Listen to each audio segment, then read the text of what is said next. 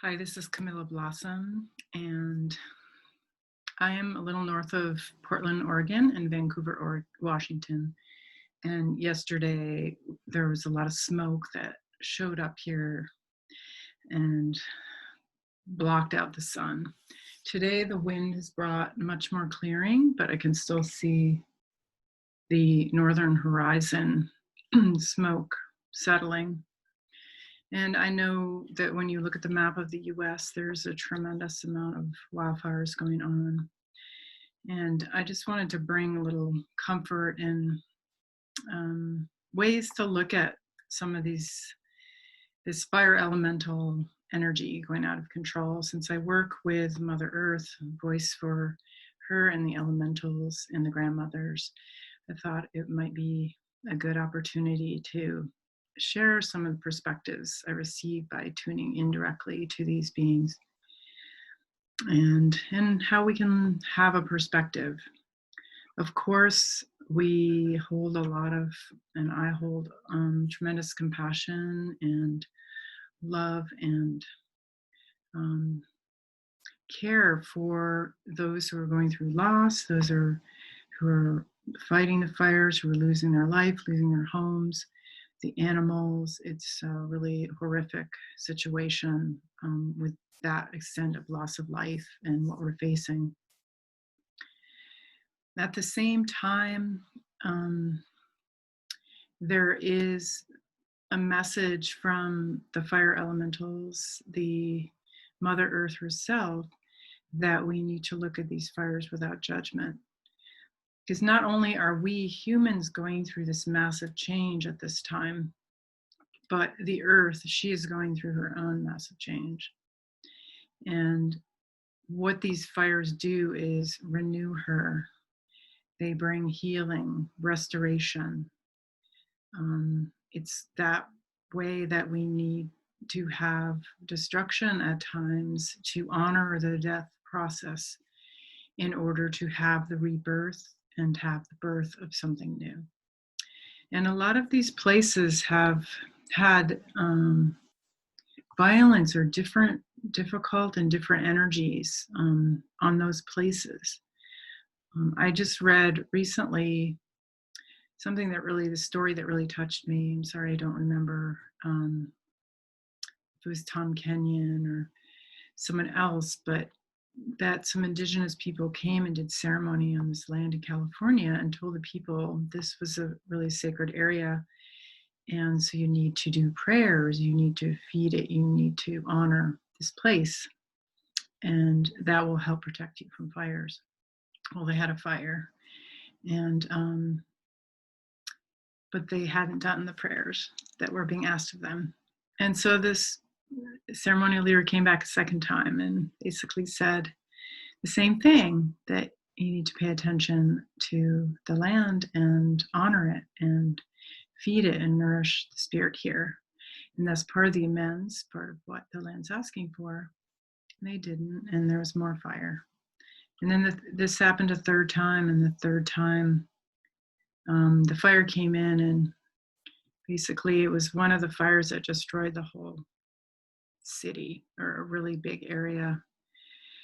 And I guess it's just a reminder, and I know land ceremony I've done recently, which was in the LA area.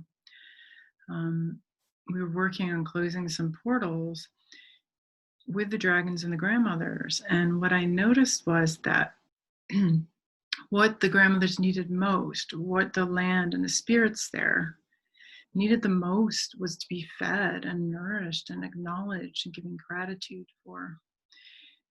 Difficult things had gone on there. It was almost not necessary to go into the details of the imprints, the historical situations to the land, these energies.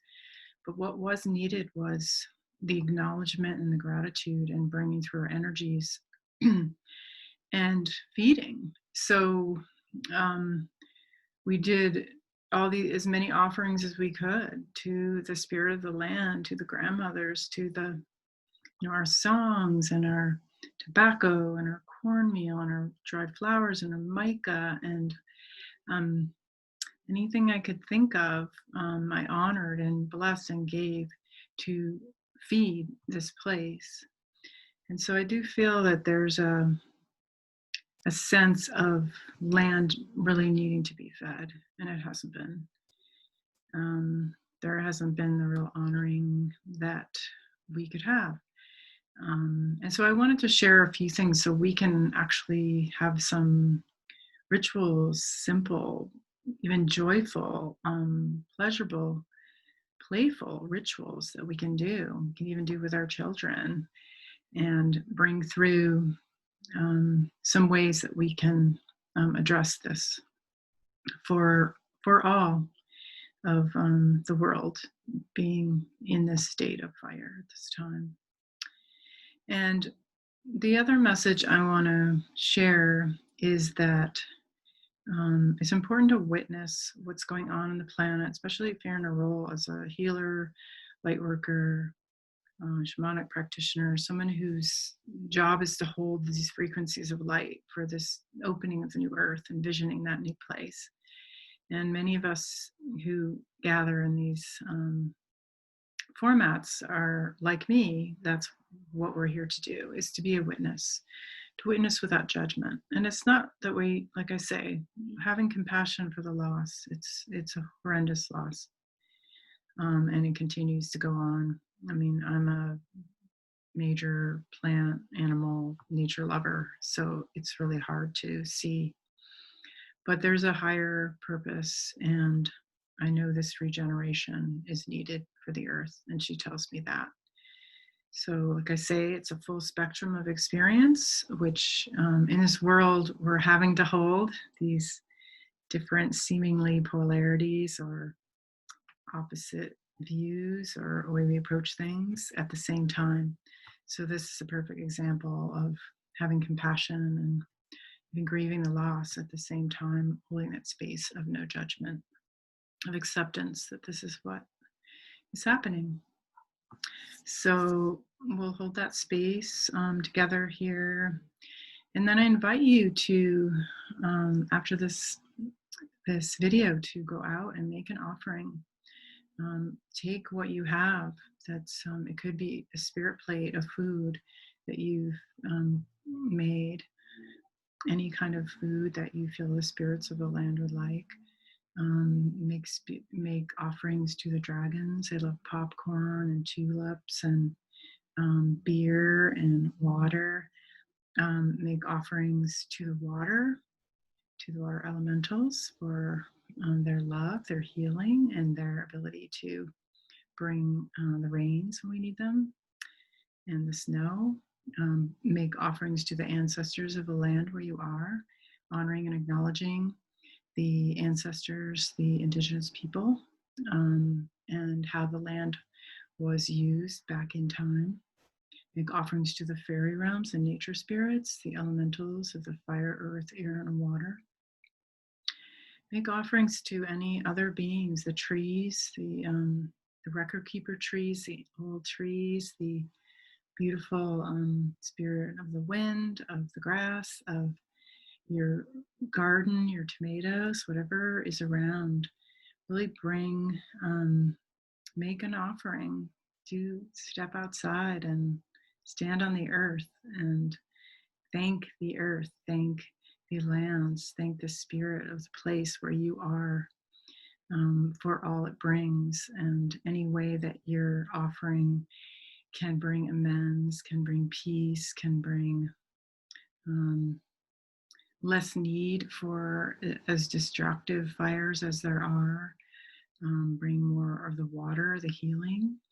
And we're, in a way, you can think of it that we're opening to that feeling and sensing nature of ourselves, and that is water. So the more we can be in that comforting, loving, healing space of the waters, of the grandmothers and the goddesses and the undines and mermaids and whales and dolphins, that those energies can be with us at this time to help with the fires, help in the way that they can bring healing and more grace to this process, and even bring rain to the arid places and help put out the fires. Like I say, I don't like to approach this as we're trying to fix or change or improve anything, that we're accepting this without judgment. And through our simple actions of prayer and offering and connection, gratitude, we make a big difference. Even if you question that, just know that I've been told over and over again how each small act each of us make alone makes a huge difference to the feeding of the spirits of land. And even if you don't know what they are, you can just approach it that it's the land, it's the earth, it's your home. And then I encourage you to pray in the way that you know how. Pray on behalf of all of creation that the highest purpose, the highest outcome will happen with these fires. And so I just want to spend a moment just in silence with you if you'd like to join me and just pray for this time that we're in. Pray for you to feel balanced and peace and out of judgment in these times.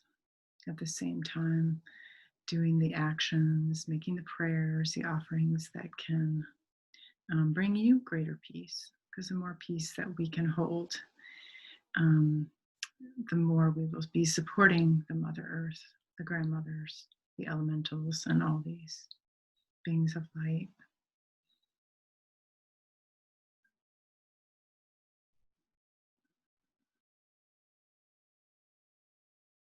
And I'm seeing that in our prayers, we're creating a much stronger anchoring of light,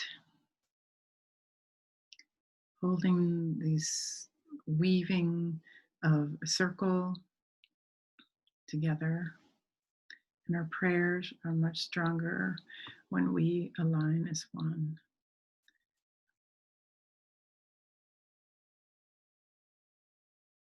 So I pray with all of you for the highest outcome for these earth changes, and not just the fires, but the floods, the winds, the waters, the air, the fire, the earth, how they all weave and intermingle and connect in any way that we can support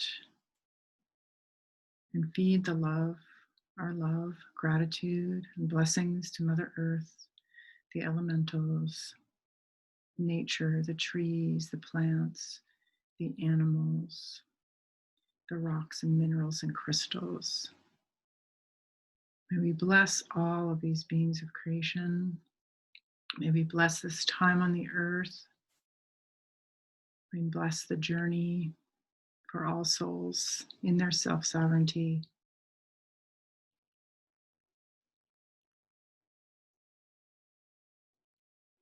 And bless this time where we all choose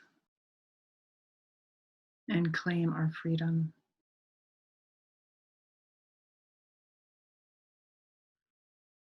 I invite you to anchor into that crystalline grid and feel that oneness with Mother Earth. Feel that oneness with all of creation. Connect into that ancient creation wisdom.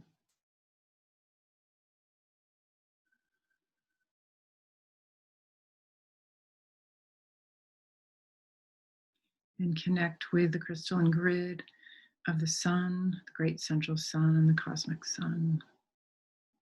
And just let yourself be a bridge for heaven and earth on this planet, bringing in the energies and frequencies that are needed for the land where you are.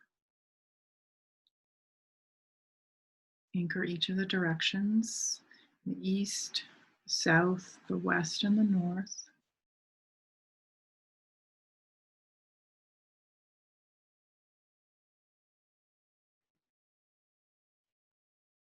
We pray for inner peace and peace on the planet.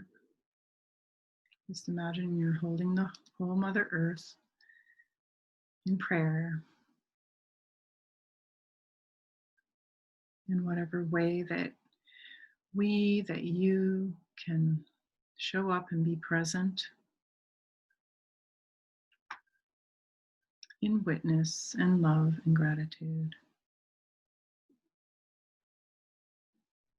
I'm seeing this flooding and flowing of lots of water, gratitude, tears, grief, joy,